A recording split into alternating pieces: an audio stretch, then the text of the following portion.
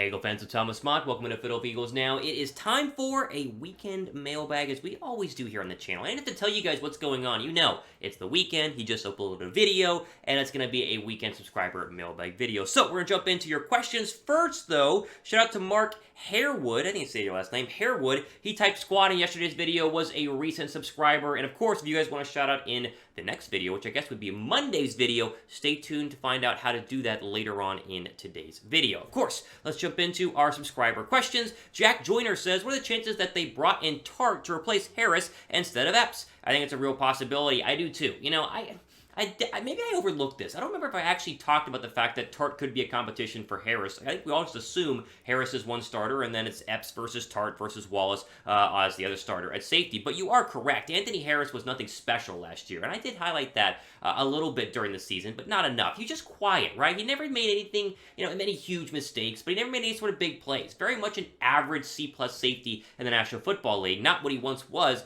with his former teams. And so as you look at the safety depth chart, there is clearly a chance where you could have Epps and Tartt being your two starting safeties, or obviously Tartt and Anthony Harris being your two starting safeties, or Epps and Harris. Like, no guarantee Tartt starts. I think that what they did was bring in Tartt just to add a little bit more competition, and they're going to go 4 wide in terms of the 4 safeties for 2 spots, open competition, best 4 win. Now, I think your starters for the first couple of training camps will be Harris and Tartt, and they'll work Epps in there for a couple of starting snaps as well. But overall, this is an open competition, and it should be. And I think the good news here, too, is even if you name 2 starters, like let's say it's Tartt and Harris, who are your 2 starters, you don't have to be your starters the entire season. Like, if one starts to struggle, you whip Epps in there, and then if he plays better, then he wins the job. You at least have some depth right now at safety. I think that was the most important part of the Tartt signing, as he brings in a lot of depth. Now, again, I don't know who the 2 starting safeties will be. I would bet it'll be Tartt and Harris, but let me know what you guys think. Go down below, name the 2 starting safeties that will be starting week 1 on this roster. Again, things will change.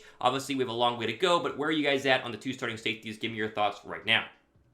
Okay, 360 Zoe says, do you think the next year's biggest need in the draft is going to be defensive end or running back? Me personally, I think it'll be running back, especially if Sanders doesn't hit over 1K on the ground, or at least 8 rushing touchdowns with over 800 yards rushing. He's only scored 12 TDs since 2019, with none on the ground or through the air last season. Yikes. I think Sanders' time in Philly is running out fast. Yeah, no, I agree with everything that you say. I don't know if running back is going to be your number 1 need. I think the defense will always be the Philadelphia's number 1 need each and every year. You see that every single season. They always go defensive line, or maybe they'll go cornerback next year, depending on what Darius Slay and James Bradbury do. So I don't think running back is the most important, but they will draft a running back next season. I feel very confident in that, unless, as you mentioned, Miles Sanders plays very, very well, and he obviously could. You guys know I'm a big Miles Sanders fan. I think Sanders' whole issue has been injuries. It's not been playing on the football field, and a lot of the non-touchdown talk from last year really wasn't his fault. There were a lot of times he would break one off and then get tackled inside the 5, or he'd break one off and you'd have a penalty, or he'd break one off, tackle inside the 5, and then they run Boston Scott, right? It's just like, I don't know why they would do that, but they did it a ton. So I'm pulling for Miles Sanders. I hope he's the running back of the future, but if he's not, look at the running backs next season. You got some really, really good ones, and we've talked about them before. Bijan Robinson, the UT running back, is easily one of the more hyped and highlighted running backs to come out of the NFL, or come out of college football into the NFL draft in recent history.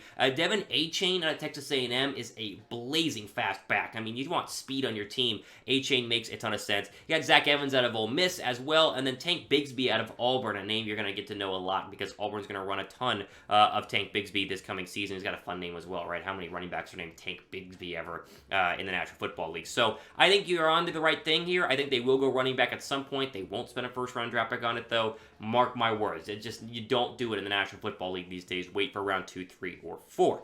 Will Sanders be the starting running back in 2023? What do you guys think? Type Y down below for yes, or type N down below for no. I'm going to say yes, because I hope yes, but obviously it will remain up to what Sanders is able to do, especially from a health standpoint this year.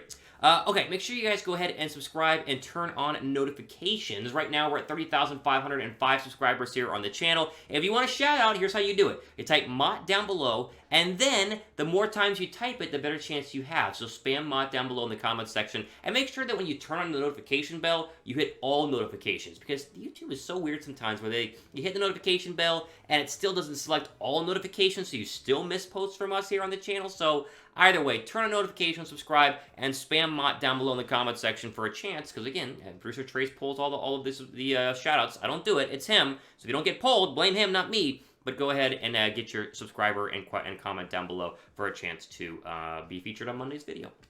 Okay, Rye Guy himself says, what percent chance the Eagles have in winning the NFC East? Oh man, a percent chance? Well, they have the best chance. Let's give you a number here. 65%. Is that fine? 65%? Maybe 75%. They're going to win the East, guys. I'll be shocked if they lose the NFC East. And I'm not sitting back saying that from, a biased perspective. I'm looking at rosters. Like, look at rosters right now. Dallas's roster is not as good as the Philadelphia Eagles. It's just not. And you can even make the argument that Dak is better than Jalen Hurts right now. I mean, you can because he has been for longer, and I think Hurts is going to be really good this year, but still, I think that Dallas has had some significant losses. Their offensive line is no longer what it once was. Their defensive line is decent, but not great. Losing out on Von Miller was a massive, massive loss for the Dallas Cowboys. I think Trayvon Diggs is good, but a little bit overhyped. I think their running back is more Tony Pollard than Zeke Elliott, and I think that their head coach is grossly incompetent. I think Dallas is going to be an 8-win football team, as they kind of always have been. And then as you go through the rest of the East, what are the Giants in year one under Brian Daboll? I mean, every team has growing pains in year one. I think Daniel Jones, they're going to find out, is not the quarterback of the future. And I think Washington is going to come to regret taking Carson Wentz. I mean, it's this third team. There's a reason why Philadelphia and the Colts didn't want him. So I think the Eagles are poised for sure to have the best roster, but I think they win the division. Obviously, it's never guaranteed, so we're not going to say 100%, because I'm not crazy, but 65, I think, is a really, really, really high chance that Philadelphia wins that division. Okay, there's a really good chance, actually I'll say it's a 100% chance, that the 2-pack t-shirt combo is still 40% off right now with our friends at Fanatics. Chatsports.com/Eagles t-shirt is the link that you need. It's down below in the description box. You pick up the 2 t-shirts you see, again, available right here. It's either, is it over here? Maybe it's over there. I don't know where it is on the screen right now. I mean, Trace will figure that one out. But you see them on your screen right now, and they are 40% off. So jump on this deal, as the sizes seem to be all there whenever I checked this morning. So get these sooner rather than later, the way you don't miss out on the discount in your size. Go to chatsports.com/Eagles t-shirt and pick them up right now. Okay, Pascal Dressel, I think is how you say your name. Which receiver will get more yards, Smith or Brown? I think both will have 1,000 plus. I hope so. I mean, when last time Philadelphia had 2,000-yard receivers? I can't even remember the last time. Did Macklin and Jackson both have 1,000 yards? I don't think that they did. I think one...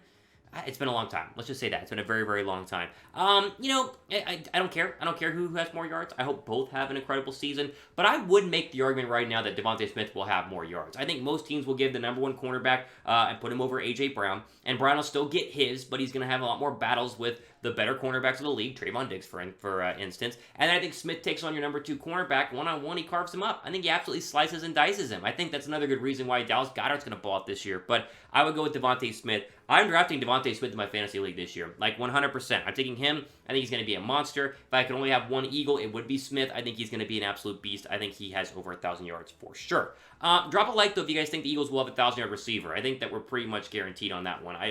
If they don't have a 1,000-yard receiver, then they better be the number 1 rushing team, and Jalen Hurts better rush for over 1,000 yards, because if they don't have a 1,000-yard receiver, what are we doing? Drop a like if you guys agree.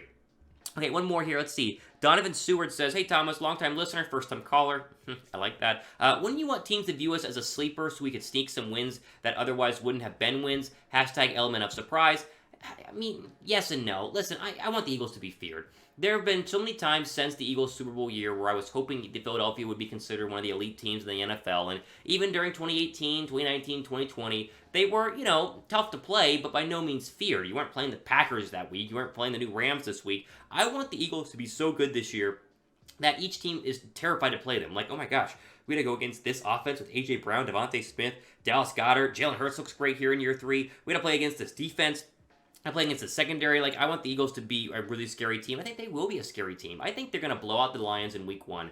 35-14, 31-14, 31-17, whatever it is. And I think they're going to put a lot of the NFL on notice quickly whenever they blow the Vikings in week 2 at home. And then when they eventually get to Dallas in October, that'll be the real showing of this team is ready to rock and this team is here to stay. I want them to be scary and not fly under the radar. I want us to beat everybody and get the best that we possibly can out of them. Okay, which games are you most excited for this season? Let me know down below in the comments section. I'm still trying to find tickets to the Eagle-Cowboy game in Philadelphia on Sunday Night Football. That's the one I'm trying to go to up there in Philly, but I've not gotten those yet. But which one are you guys most excited for? Let me know down below right now. Okay, ultimate number today on our Philadelphia Eagles mailbag videos we guys always do each and every week. If you guys want to be a part of next week's mailbag video, go down below, hashtag Eagles in the comments section, be a part of next week's mailbag video. Of course, the kicker, you got to be a subscriber. It's just kind of the rules. You guys know that here with over 30,500 of you guys. Make sure you guys follow me on Twitter as well, at Real Thomas Mott, my own personal Twitter account, where I can tweet and tweet back at you as often as you'd like. So go ahead and give me a follow on Twitter. All right, ultimate time we have for today on this Philadelphia Eagle mailbag video. For producer Trey, signing off, another week in the books, marching towards training camp for the rest of your day.